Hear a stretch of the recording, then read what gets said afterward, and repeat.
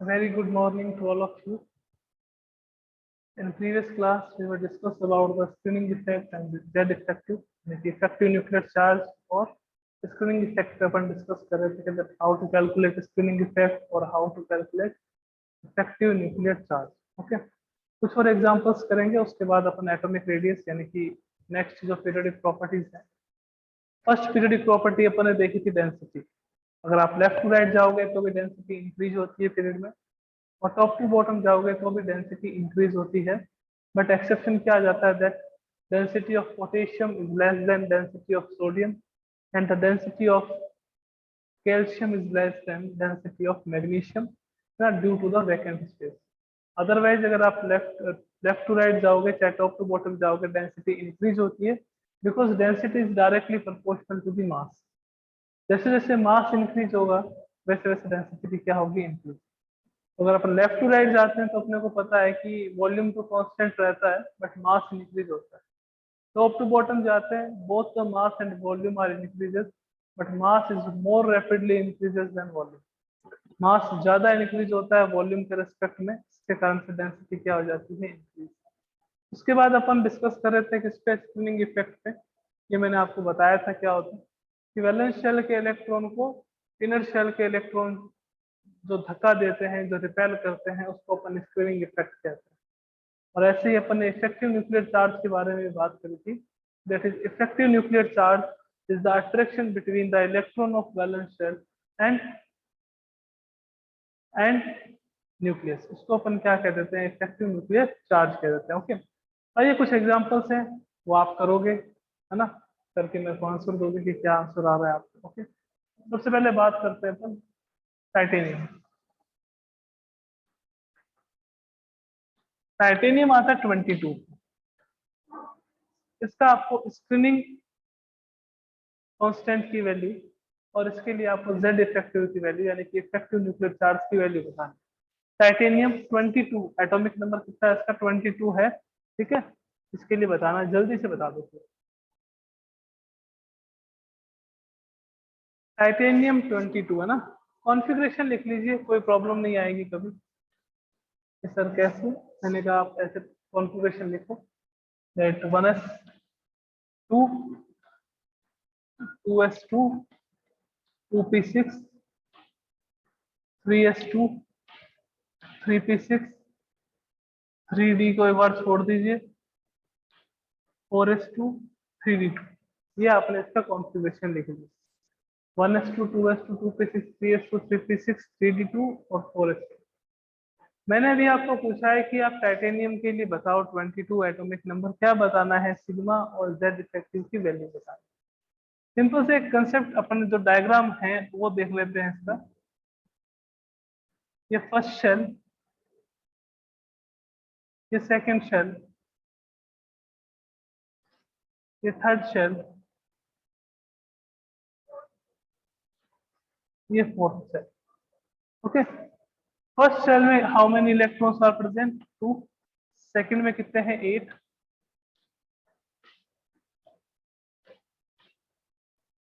1 2 3 4 5 6 7 8. Third shell में कितने हैं आपके पास, 2 8 6 और 2 यानी कि 10 इलेक्ट्रॉन्स है. 1 2 3 4 5 6 7 8 9 एंड 10. ओके. आपके पास लास्ट शेल में कितने इलेक्ट्रॉन है, 2. स्क्रीनिंग कांस्टेंट की वैल्यू या जेड इफेक्टिव की वैल्यू कैलकुलेट करनी है, अपन इस पे करेंगे इस इलेक्ट्रॉन. अब इस इलेक्ट्रॉन को खुद के ही शेल में रिपेल करने वाले कितने हैं, एक ही इलेक्ट्रॉन प्रेजेंट. तो 0.35 तो इसका होगा. इसके एक इलेक्ट्रॉन, इसमें से एक इलेक्ट्रॉन को बाहर निकालेंगे, 0.35 तो इसका. ओके. ये आपके पास n-1. ये क्या है, n-1. n-1 में जो इलेक्ट्रॉन्स प्रेजेंट होते हैं उसका कितना होता है, 0.85. कितने इलेक्ट्रॉन्स हैं, 2 6 एंड 2 यानी कि 10 इलेक्ट्रॉन्स हैं. 10 प्लस 0.85 प्लस देख लीजिए एक और, ये जो इलेक्ट्रॉन है, अब n-2 या n-3 की बात कर लेते हैं, वो वाले इलेक्ट्रॉन्स. कितने इलेक्ट्रॉन्स है, ये भी 10 इलेक्ट्रॉन्स है. 6 2 2 10 इलेक्ट्रॉन से हर एक का कितना आपके पास 1 है, तो अपन क्या करेंगे 10 यहाँ मल्टीप्लाई होगा ना, 10 मल्टीप्लाई आपके पास क्या आएगा वो। अब देखो 1 मल्टीप्लाई बाय 0.35 तो 0.35, 10 मल्टीप्लाई बाय 0.85 तो ये 8.5 हो जाएगा, प्लस अपने पास कितना हो जाएगा 10, कितना आ गया देखो 18.50 प्लस का कितना आ गया 0.35, यानी कि अपने पास आ गया 18.85। ये किसकी वैल्यू आई अपने पास सिग्मा, ये किसकी वैल्यू आई अपने पास सिग्मा। अब अपने को क्या कैलकुलेट करना है जेड इफेक्टिव, तो जेड इफेक्टिव का फॉर्मूला क्या होगा जेड माइनस सिग्मा। जेड कितना है टाइटेनियम का 22 माइनस कितना होगा 18.85, यानी कि 3.15 आपके पास क्या आएगा सिग्मा है, सॉरी जेड इफेक्टिव आएगा। ये कब होगा जब आपको यूं कह देना कि 4s इलेक्ट्रॉन के वैलेंस इलेक्ट्रॉन के कोई आइडेंटिफाई पर्सनल यूं नहीं कह रखा हो कि भैया डी के इलेक्ट्रॉन के लिए निकालिए, आपको यूं कह दे कि इफेक्टिव न्यूक्लियर चार्ज कैलकुलेट करो फॉर द टाइटेनियम और effective nuclear charge screening constant calculate करो फॉर द टाइटेनियम, तो अपन ये प्रोसेस पूरा फॉलो करेंगे। ओके, अब अगर अपने पास ऐसा आ गया, ये सब छोड़ दीजिए, आपको यूं कह दिया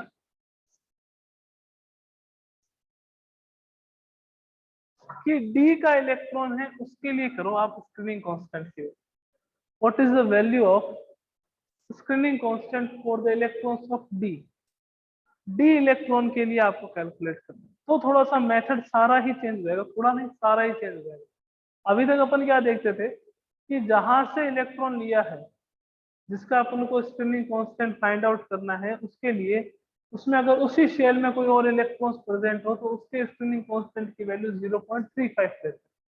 अब मैंने कहा डी वाले इलेक्ट्रॉन के लिए करो, तो डी वाले को अंदर जाने से ये बाहर वाले तो नहीं रोकेंगे एकदम। कि मान लीजिए कि आप इस इलेक्ट्रॉन के लिए सिग्मा की वैल्यू कैलकुलेट कर रहे हो, ध्यान से देखो इस इलेक्ट्रॉन के लिए सिग्मा की वैल्यू कैलकुलेट कर रहे हो, तो ये इलेक्ट्रॉन थोड़ी रोकेंगे आप, कौन रोकेंगे, या तो ये वाले इलेक्ट्रॉन रोकेंगे या ये वाले और या ये वाले, है ना, और तो कोई रोकेगा नहीं। तो हमेशा ध्यान रखना कि अगर आप डी इलेक्ट्रॉन्स के लिए, गौर से सुनना, डी इलेक्ट्रॉन्स के लिए सिग्मा की वैल्यू कैलकुलेट करते हो तो कैसे करें, इनका कोई मीनिंग ही नहीं है, इनका कोई मीनिंग नहीं। डी में कितने इलेक्ट्रॉन है के सर 2, 2 में से कितना रिपेल करेगा 1, तो उस 1 की वैल्यू कितनी होगी 0.35, 0.35 प्लस।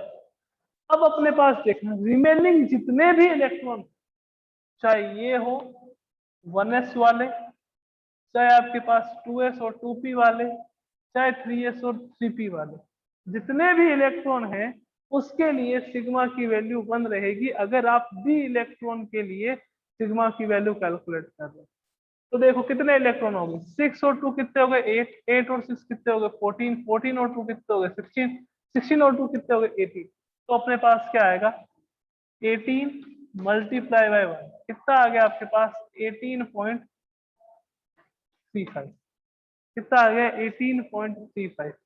ओके, अब देखो इसके लिए ये सिग्मा की वैल्यू है, तो अब जो जेड इफेक्टिव है ना वो कितना आएगा 22 माइनस 18.35, तो अपने पास कितना आ गया 3.65 जेड इफेक्टिव आ गया। किसके लिए डी के इलेक्ट्रॉन के लिए। ओनली आपको जेड इफेक्टिव कहे तो आप किसके लिए कैलकुलेट करोगे एस के इलेक्ट्रॉन, जो एस के इलेक्ट्रॉन था उसके लिए जेड इफेक्टिव की वैल्यू कितनी थी 3.15, और जो आपके पास डी का इलेक्ट्रॉन है उसके लिए जेड इफेक्टिव की वैल्यू कितनी है 3.65, दोनों अलग अलग है, दोनों डिफरेंट।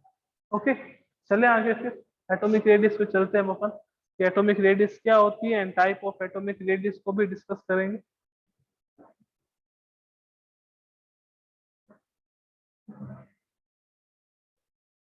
अगर क्लियर है बच्चों एक बार हैंड रेज कर दीजिए। डी के लिए स्पेशल कंडीशन आ जाती है, बाकी कोई दिक्कत नहीं।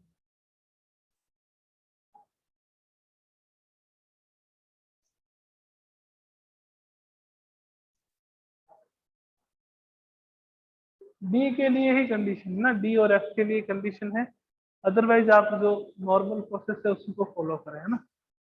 अब देखिएगा नेक्स्ट अपन बात करते हैं एटॉमिक रेडियस।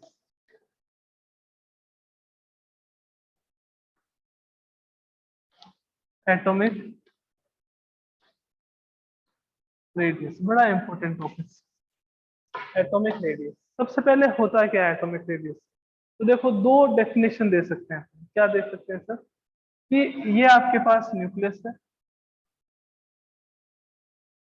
कोई एटम है, न्यूक्लियस है, ये वैलेंस सेल का इलेक्ट्रॉन है, इन दोनों के बीच की distance, distance between the nucleus and electron of valence shell is known as atomic radius. Distance between the electron of valence shell and nucleus is known as atomic radius. दूसरी definition क्या दे सकते हैं कि ये आपके पास एक एटम, ये कोई दूसरा एटम,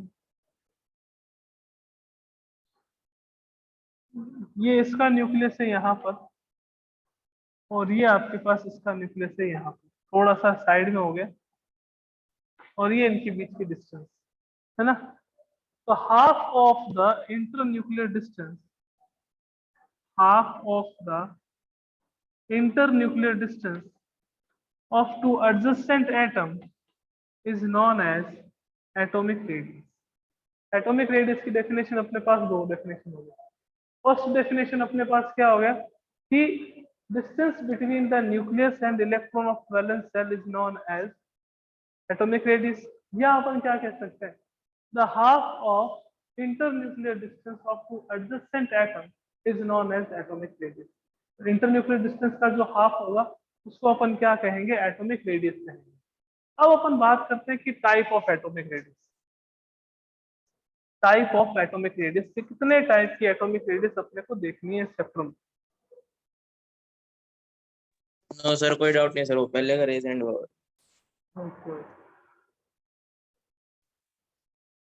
एटॉमिक रेडियस है ना, कौन कौन से एटॉमिक रेडियस देखेंगे। देखो सबसे पहले अपने पास आएगी कोवलेंट रेडियस, कोवलेंट रेडियस। फिर अपने पास आएगी आयोनिक रेडियस। फिर अपने पास आएगी मेटेलिक रेडियस।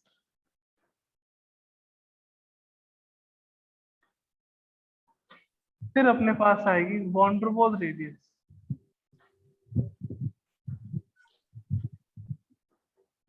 ये चार टाइप की रेडियस अपने को डिटेल में पढ़नी है। Covalent radius, ionic radius, metallic radius and van der Waals radius. Covalent radius क्या होती है, आयोनिक रेडियस क्या होती है, मेटेलिक रेडियस क्या होती है, और वॉन डेर वाल्स रेडियस क्या होती है। एक एक करके सबकी स्टडी करेंगे और सबसे अच्छे अच्छे क्वेश्चंस बनने वाले हैं ना एटॉमिक रेडियस। तो देखिएगा सबसे पहले अपने पास आता है covalent radius.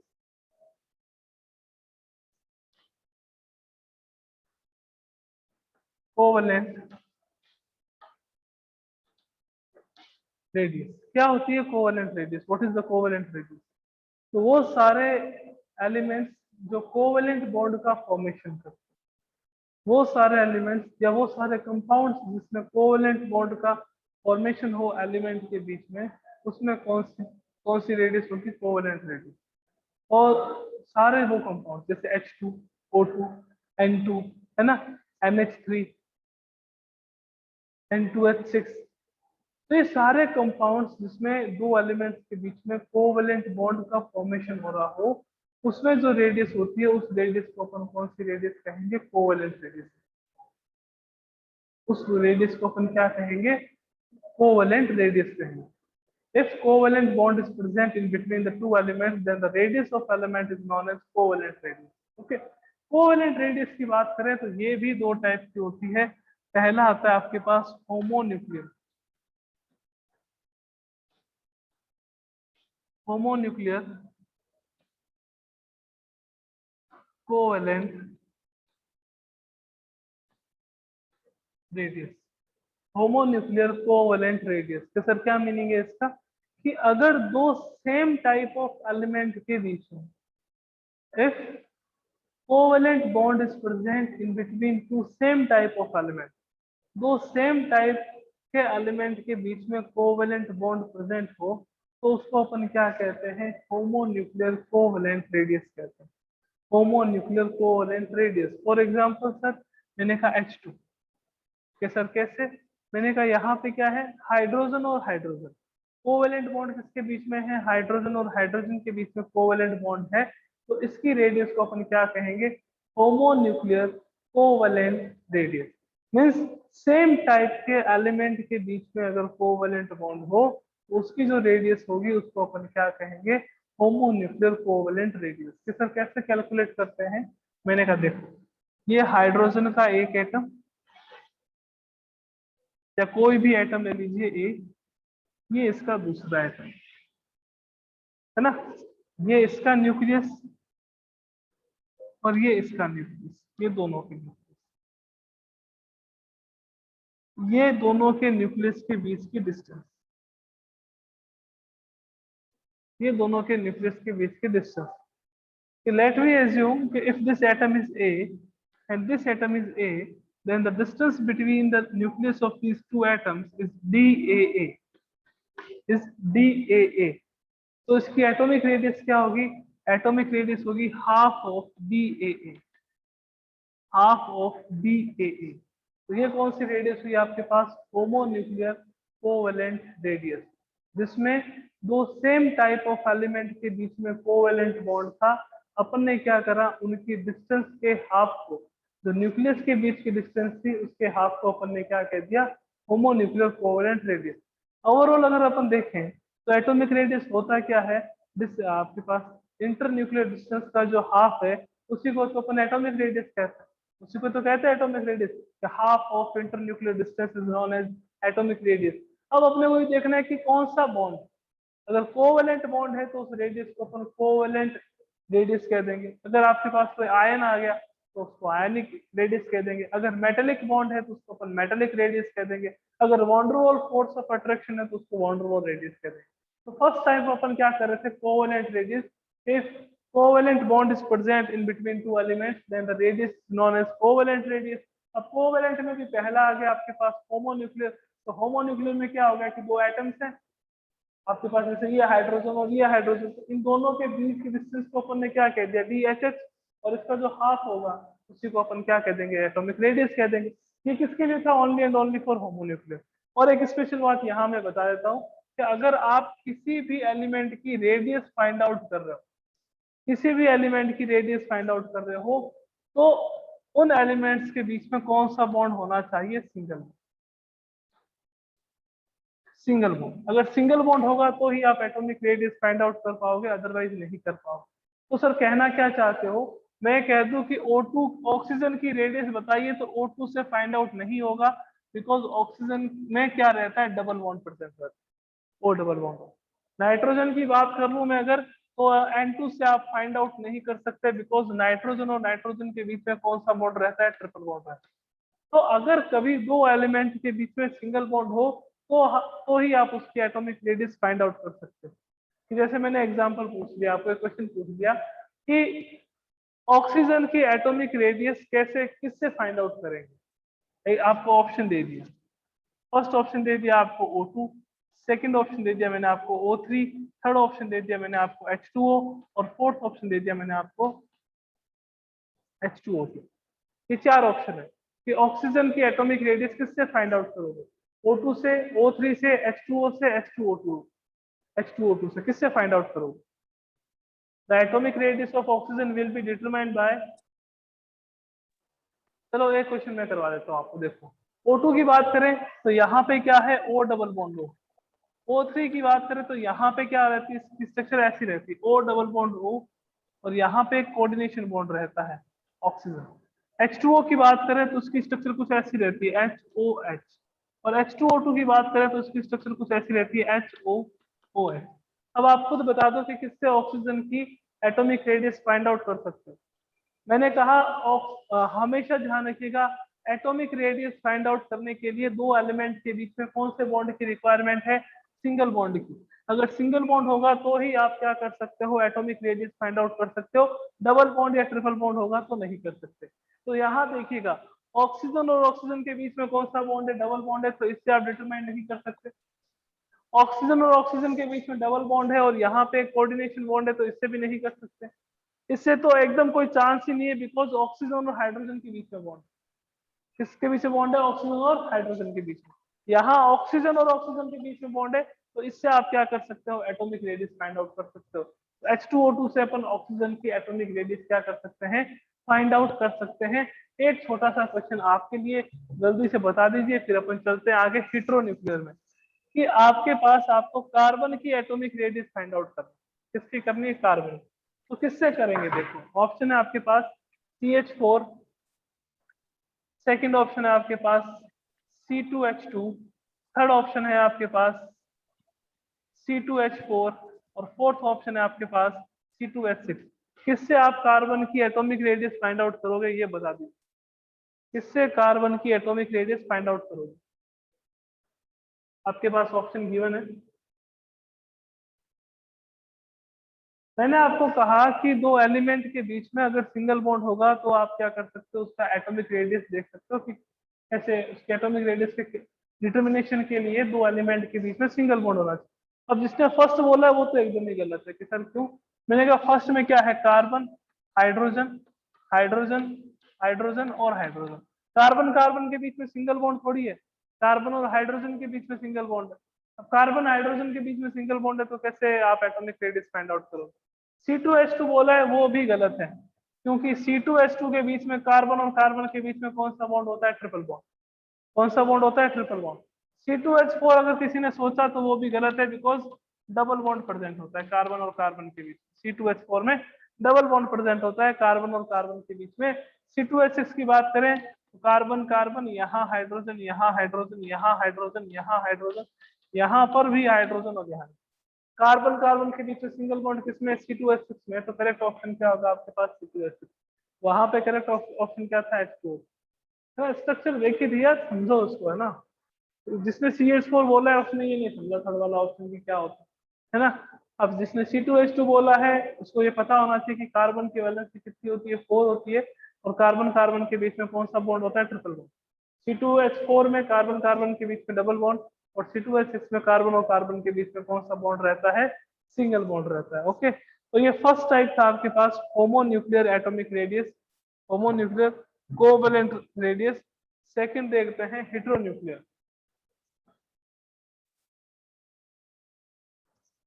Heteronuclear covalent radius.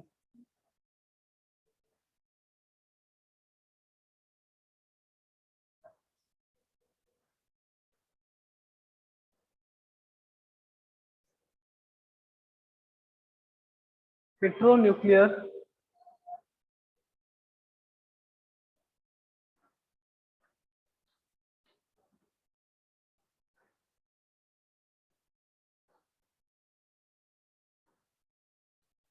Covalent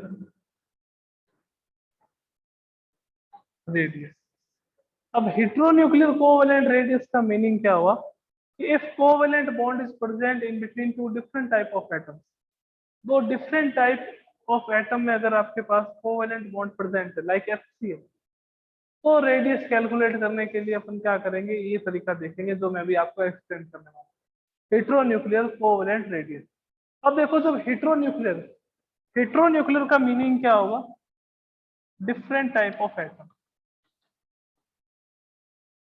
different type of atoms, different type of atoms, इसको अपन क्या कहेंगे, हेटेरोन्यूक्लियर कहेंगे, है ना। डिफरेंट टाइप होगा तो क्या होगा, एक एटम वो होगा जिसका साइज स्मॉल होगा, और एक है जो एटम जो वो होगा जिसका साइज लार्ज होगा। देखिए कि आपके पास, मान लीजिए कि एक ये एटम है और इसका ये न्यूक्लियस, दूसरा एटम अपने पास ये है और ये इसका न्यूक्लियस, एक एटम ये है, ये एक एटम बी है ना। अब इसको ए नहीं कह सकते, इसको ए कहेंगे, इसको बी कहेंगे। इसके न्यूक्लियस की डिस्टेंस, इसके न्यूक्लियस के बीच की डिस्टेंस जो है वो आपके पास क्या है, डी ए। बट आप सीधा ये डी ए बी नहीं लिख सकते, उसका रीजन क्या है कि एक तो एटम इतना सा है, एक इतना बड़ा है, दोनों के बीच की डिस्टेंस आपके पास जैसे वहां कर रहे थे DAA/2, बिकॉज वो तो सेम साइज था एटम का, दोनों का साइज क्या था, सेम था। यहाँ पर दोनों का साइज डिफरेंट है, एक एटम छोटा है, एक एटम बड़ा है। हो सकता है एक की रेडियस ज्यादा है, एक की रेडियस क्या होगी, कम होगी, ऐसा ही तो होगा। एक की रेडियस ज्यादा होगी, एक की रेडियस कम होगी। तो इसको कैसे कैलकुलेट करेंगे? तो उसके लिए फॉर्मूला है कि पहले आपको क्या करना पड़ेगा, DAB कैलकुलेट करना, यानी कि इन दोनों के बीच की डिस्टेंस कैलकुलेट करना। वो डिस्टेंस का आपके पास फॉर्मूला क्या है, RA प्लस RB, ये गिवन होगा क्वेश्चन। RA प्लस आपके पास RB minus 0.09 into delta x multiply by delta. इससे अपन क्या कैलकुलेट करेंगे, DAB कैलकुलेट करेंगे, है ना सर। डेल्टा एक्स क्या है, देखो RA क्या है, radius of A, radius of A. RB क्या है, रेडियस ऑफ बी, ये गिवन होगा। RA radius of A, RB radius of B. Delta x क्या है, delta x equals to change in electronegativity. Sir ये क्या होता है इलेक्ट्रोनेगेटिविटी? इलेक्ट्रोनेगेटिविटी क्या होता है, tendency to attract the electrons of covalent bond towards itself by any element. तो जैसे आपके पास दो एलिमेंट है, एक ए है एक बी है, ये ए का बी के इलेक्ट्रॉन है, ये ए के इलेक्ट्रॉन। तो कोवेलेंट बॉन्ड के इलेक्ट्रॉन को अपनी ओर अट्रैक्ट करने की जो टेंडेंसी होती है, इसको अपन क्या कहते हैं, इलेक्ट्रोनेगेटिविटी कहते हैं। तो इस फॉर्मूले से अपन पहले DAB कैलकुलेट करेंगे। जैसे आपको कह दिया कि Cl2 है, उसकी रेडियस दे दी, H2 है उसकी रेडियस दे दी, और आपको पूछ लिया कि HCl में इनकी रेडियस बताओ क्या होगी। तो Cl2 की रेडियस दे दी, Cl2 की H2 की दे दी, आपको कह दिया HCl में इसकी रेडियस बताओ क्या होगी। तो उसके लिए पहले DAB कैलकुलेट करना पड़ेगा इस फॉर्मूले से, और DAB कैलकुलेट करने के बाद में आपको DAB का क्या करना पड़ेगा, हाफ करना पड़ेगा, तो आपके पास रेडियस आ जाएगा। तो ये अपने पास फर्स्ट टाइप था, कौन सा, कोवेलेंट रेडियस। कोवेलेंट रेडियस भी दो टाइप की होती है, एक होमोन्यूक्लियर, एक हेटेरोन्यूक्लियर। होमोन्यूक्लियर का मीनिंग क्या है कि अगर आपके पास एटम सेम हो तो उसके लिए अपन होमोन्यूक्लियर की बात करते हैं, अगर एटम डिफरेंट हो तो उसके लिए अपन हेटेरोन्यूक्लियर की बात करते हैं। होमोन्यूक्लियर में क्या रहता है, फॉर्मूला सिंपल है, DAA/2, यानी कि न्यूक्लियस के बीच की जो डिस्टेंस है उसका जो हाफ होगा वो आपके पास होमोन्यूक्लियर।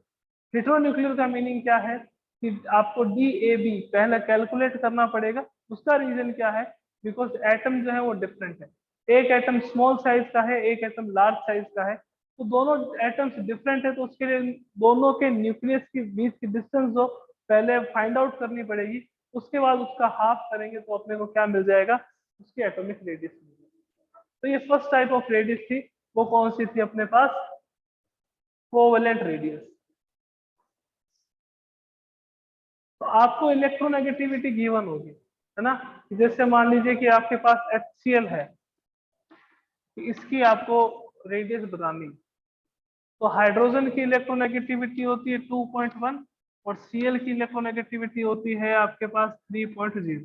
डेल्टा एक्स कैलकुलेट करो, जिसकी इलेक्ट्रोनेगेटिविटी ज्यादा उसको पहले रखोगे। ऐसा नहीं है कि सर फॉर्मूले इसके मॉलिक्यूलर फॉर्मूला है उसमें Cl बाद में आ रहा है, हाइड्रोजन पहले आ रहा है, तो पहले हाइड्रोजन की रखेंगे फिर Cl की रखेंगे, तो डेल्टा एक्स की वैल्यू नेगेटिव नेगेटिव नहीं आएगी, हमेशा पॉजिटिव आएगी। जिसकी इलेक्ट्रोनेगेटिविटी ज्यादा हो उसको पहले रखना, ये हमेशा बात दिमाग में बैठा लीजिए ना। तो आपके पास first type of radius complete हो गया, वो थी कोवेलेंट रेडियस। कल की क्लास में अपन डिस्कस करेंगे किसके बारे में, आयोनिक रेडियस, मेटेलिक रेडियस और वॉन्डरवॉल रेडियस। तो उम्मीद है कि कल की क्लास तक रेडियस वाला टॉपिक कंप्लीट हो जाएगा, फिर अपन इस चैप्टर में आगे चलेंगे। ओके, ठीक है बच्चों, मिलते हैं कल की क्लास में। Thank you so much.